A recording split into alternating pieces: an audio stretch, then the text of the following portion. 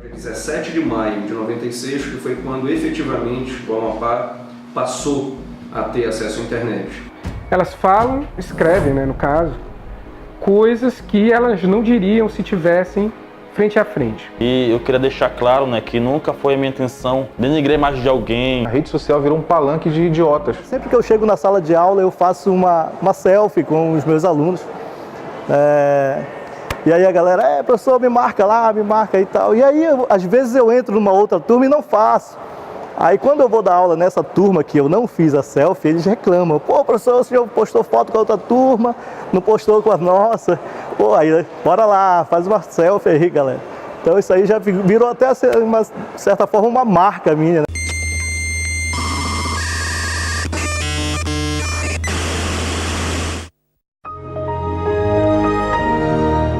Bem, esse projeto de iniciar a internet no estado do Amapá começou em 1994, quando eu, calor de engenharia civil na UFPA, tive uma bolsa, tive o privilégio de ter uma bolsa de pesquisa, e naquele tempo a internet ela estava basicamente ligando algumas universidades federais, dentre elas a Universidade Federal do Pará. Quem fazia essa interligação da internet desde 1992 foi quando quando a RNP trouxe a internet para o Brasil, e a partir daí começou a interligar algumas universidades públicas. E a conexão, só para ter uma ideia, fazer um retrospecto disso para cá, é que a UFPA tinha uma conexão ligada à internet de 64 kbps. Né? Isso hoje parece que não é absolutamente nada, né? Mas essa conexão de 64 kbps interligava aí mais de 500 computadores na universidade, e a conexão, logicamente, não tinha absolutamente nada a ver com o que nós usamos atualmente hoje em dia. As conexões elas eram baseadas em protocolos de texto, né? Basicamente você tinha o acesso através de arquivos de contas em computadores em Unix, e através dessas contas você baixava artigos, artigos muito pequenos. Nenhum desses artigos nessa época tinha vídeo, não tinha foto, não tinha absolutamente nada. Basicamente era só texto.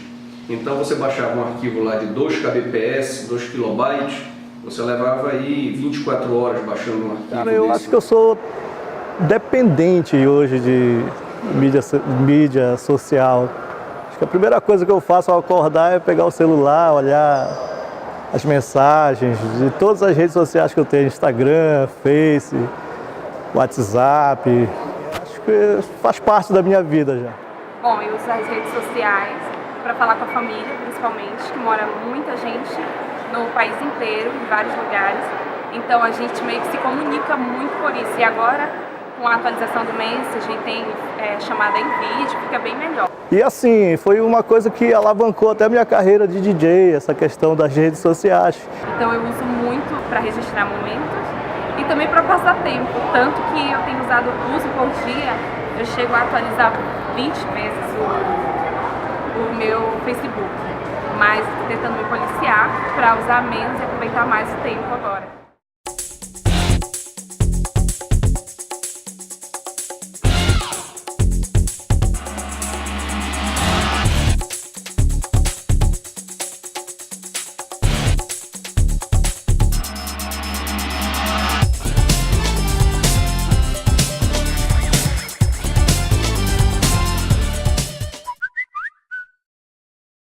Quando começam as redes sociais a aparecer, o primeiro é o Orkut. Assim, o Orkut ele era menor, do que hoje o Facebook, o alcance, o Twitter, mas ele abriu pela primeira vez a possibilidade de você falar com um grupo maior de pessoas sem passar necessariamente pela intermediação de um jornal impresso, de uma rádio, de uma televisão. Então, ele abriu essa janela, mas o Orkut ele não tinha muito essa vocação política. Porque eu não tinha Orkut, eu criei o Orkut quando eu fui eleito deputado. Porque eu percebi que era um espaço para dialogar. E depois, posteriormente, o Twitter e, por final, o Facebook. Então, o Orkut deixou de ser importante E o Twitter ganhou um espaço muito grande, o Facebook também. Isso nos permitiu, então, quebrar essa barreira, esse muro, que era um muro muito fechado, a gente conseguiu, de fato, quebrar através das redes sociais. Importantíssimo a rede social para impulsionar, né? Eu tinha um perfil no Facebook que era um perfil como todo mundo tem, né? Até 5.000 pessoas no máximo lá. E aí foi a partir de lá do Facebook, eu não tinha outra maneira de divulgar as notícias do meu site, a não ser, né? Eu tinha que mostrar para as pessoas que já existia um site com o meu nome, com a minha proposta editorial, né? Só que como é que eu poderia fazer para isso chegar às pessoas, né? Eu decidi fazer isso pelo Facebook. E aí a gente começou a compartilhar tudo que a gente publicava, e no Twitter, né? O Twitter também dá um retorno muito grande para a gente, mas o Twitter ele é um território mais restrito, né? De pessoas consideradas, assim, entre aspas, formadores de opinião. Tem muito assessor de político, tem muito empresário, tem muito político lá, né? Muito estudante. Mas o Facebook é mais uma praia. É uma praia onde, né, é um terreno mais democrático, né? Onde tem todas as classes sociais lá. E aí todo jornalista precisa transitar pelas classes sociais, né? E aí o Facebook é a melhor ferramenta para isso hoje. Hoje a gente tem, acho que 30% dos nossos acessos, ou 40% no máximo, a gente estava vendo no Google Analytics aqui, são provenientes do Facebook, né? O restante é acesso pelo Twitter, acesso orgânico mesmo, né? Que é o acesso onde a pessoa vai na URL lá e digita diretamente celsnaus.com, e isso tem dado um resultado muito grande para a gente, até porque o nosso público, né, quem está na web buscando notícia naturalmente um formador de opinião, né? É a pessoa que se preocupa em estar bem informada. Então, essa ideia precisamente foi particularmente minha mesmo, né, de criar uma página em 2013 ainda, quando houve aquela grande repercussão das manifestações de junho. Então, eu tive essa ideia justamente para mobilizar, né, para a sociedade, uma aparência, para a população como um todo, principalmente a juventude, que é muito ligada às mídias sociais, para as manifestações de junho que aconteceu naquela época, né, contra a corrupção, combate aos maus políticos, enfim. Então, no caso, essa ideia foi minha mesmo, e com a intenção dessa, né, de mobilizar a população para essa manifestação de junho. Aí eu acabei utilizando a página para fazer novas denúncias de corrupção na administração pública em todas as esferas, né? Então, denunciar falta no caso, uma política pública voltada para a população, enfim. Foi mais com essa intenção mesmo, e eu queria deixar claro, né, que nunca foi a minha intenção, assim, e também da página, denigrar a imagem de alguém, né, falar, no caso, difamar as pessoas, não. Houve o episódio, né, do jornalista Célio Snafes, que me processou porque eu usei apenas uma palavra incorreta. Foi por causa disso, que ele tem todo o direito, né, de se sentir ofendido por causa de uma palavra, apenas uma palavra, ele se sentiu ofendido, né, dizendo que eu dizendo uma postagem, fazendo uma crítica a ele, da sua imparcialidade, né, profissional. Não era ele que recebia o agrado do governo, assim, né, a mulher dele, a esposa dele tem um cargo no governo. Isso não é nada errado, né, mas isso com certeza tira a imparcialidade do jornalista. Não tem como ele ser imparcial, como ele tenta passar essa imagem para a população que ele é um imparcial, mas não é. Ele não foi condenado, a gente fez um acordo, porque ele acabou, assim, não tinha defesa para o que ele, não tinha argumento para o que ele estava fazendo. Então ele já chegou na audiência, na vara criminal, com uma proposta de retratação, né, e uma proposta de reparação de danos, né, através de pagamento em dinheiro. Aí eu aceitei que houvesse a retratação, ele fez a retratação, só que não pagou, né. A retratação foi eu que escrevi, inclusive, na frente do juiz, de caneta, de papel, assim, na hora, queima-roupa. Mas eu queria desmascarar ele, entendeu? Eu queria que as pessoas soubessem quem é o Black Bloc, que na verdade é um filiado de partido político. O black bloc que a gente conhece aí para fora são pessoas apolíticas, né? Apartidárias, né? Não tem nenhuma filiação política, não tem, sabe? São pessoas de pensamento independente, que têm umas posturas questionáveis, mas isso é outra coisa. Mas elas, e aí, nesse caso não, esse sujeito estava a serviço de um grupo político aqui no Amapá. Existe um fenômeno que está sendo até estudado, que as pessoas elas têm um comportamento quando elas estão frente a frente, e elas têm um comportamento um degrau acima na agressividade, talvez na ironia, quando elas estão protegidas pela tela do computador. É como se aquela tela fizesse com que elas tivessem assim, um grau mais elevado de agressividade.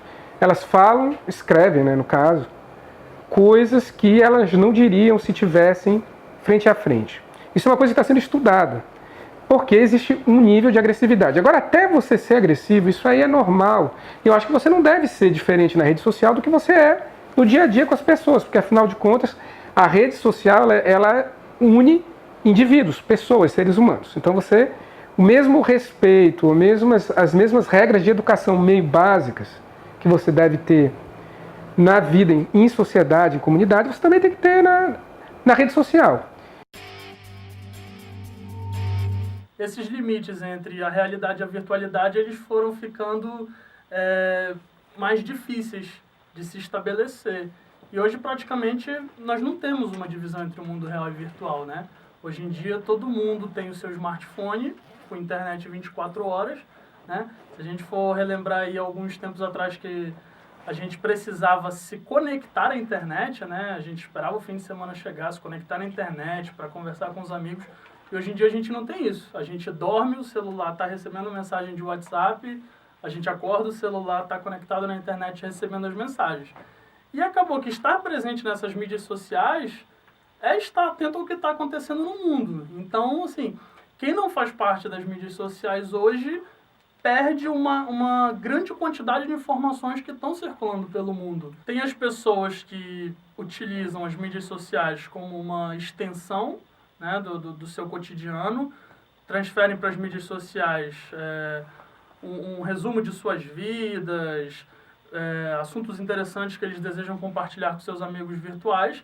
E tem também a possibilidade das mídias sociais se tornarem uma reinvenção dessas vidas, né? As empresas hoje elas utilizam as redes sociais como um mecanismo de contratação e também de demissão. Tudo que você faz, de bom ou de ruim, fica registrado. Em alguma situação fora daqui do estado do Amapá, aconteceu que o rapaz ele cursou Direito e formou-se e foi a uma empresa. Com boas notas, ele foi aprovado na disciplina, foi aprovado no teste. Em seguida, quando ele foi começar a trabalhar, houve a empresa disse, nós não podemos fechar a sua contratação porque em 2000 e bolinha, você teve atitudes racistas na tua rede social. E aí acaba gerando isso, a pessoa que demonstra um certo tipo de comportamento no mundo offline, e quando ela passa para a questão das mídias sociais, ela extravasa ali muitas das coisas que ela não costuma extravasar se estivesse ao vivo, através de um smartphone, através de um notebook, por muitas das vezes não ter essa necessidade do encaramento da vida real, do olho a olho, né, que os limites eles existem. Já no meio virtual, ainda estão se estabelecendo, né? Ainda é um assunto muito novo, embora a gente já tenha aí um pouquinho mais de uma década de redes sociais.